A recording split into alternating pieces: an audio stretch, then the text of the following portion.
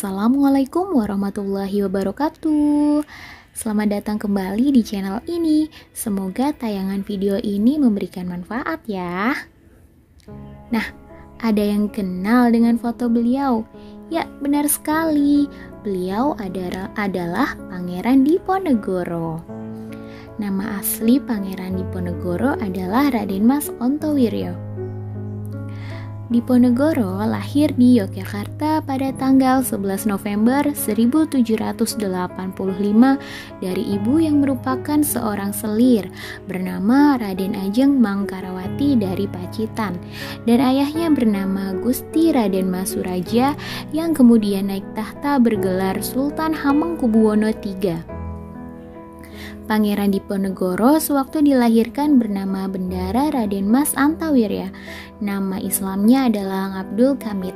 Setelah ayahnya naik tahta, beliau diwisuda sebagai pangeran dengan nama Pangeran Diponegoro.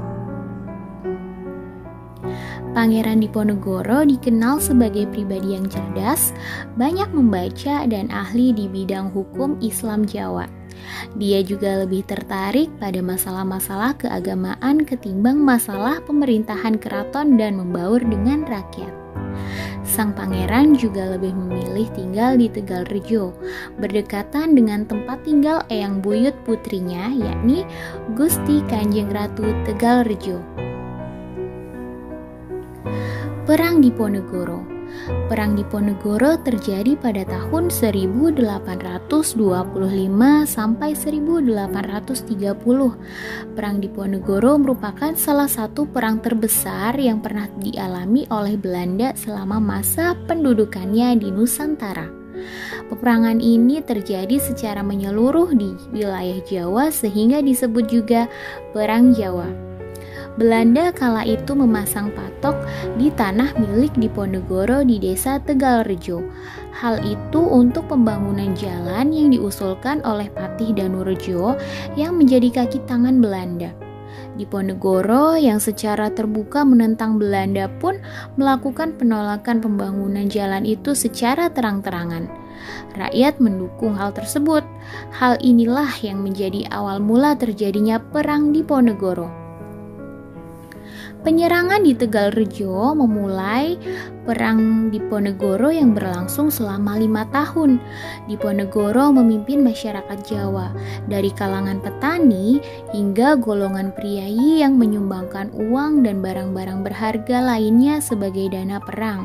Dengan semangat sadumuk batuk, sanyari bumi ditohi tekan pati, atau yang artinya sejari kepala, sejengkal tanah dibela sampai mati. Nah, Belanda sulit mengalahkan Pangeran Diponegoro yang menggunakan taktik gerilya. Pangeran Diponegoro berhasil memberikan perlawanan yang hebat kepada Belanda. Belanda telah menggunakan berbagai cara untuk menangkap Pangeran Diponegoro namun gagal. Sampai pada akhirnya digunakanlah siasat licik dengan berpura-pura mengajak berunding dan berjanji akan menjaga keselamatannya. Namun, ternyata Belanda ingkar janji dan menangkap Pangeran Diponegoro pada tanggal 28 Maret 1830 saat terjadi perundingan di Magelang. Tanpa malu, Jenderal Hendrik de Kock menangkap Pangeran Diponegoro agar perang besar di Pulau Jawa tersebut dapat segera diakhiri. Perang Diponegoro telah menimbulkan kerugian yang amat besar bagi Belanda. Pangeran Diponegoro kemudian dibuang ke Manado dan ditempatkan di Benteng Amsterdam.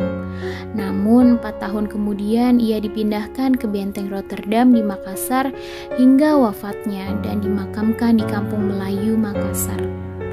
Untuk menghormati jasa Pangeran Diponegoro, berdasarkan surat keputusan Presiden Republik Indonesia nomor 087-TK-1973, pemerintah menganugerahkan gelar pahlawan nasional kepadanya. Nah, demikian sejarah dari Pangeran Diponegoro. Coba sekarang kalian berlatih untuk membuat peta pikiran dari sejarah Pangeran Diponegoro. Seperti ini contohnya ya.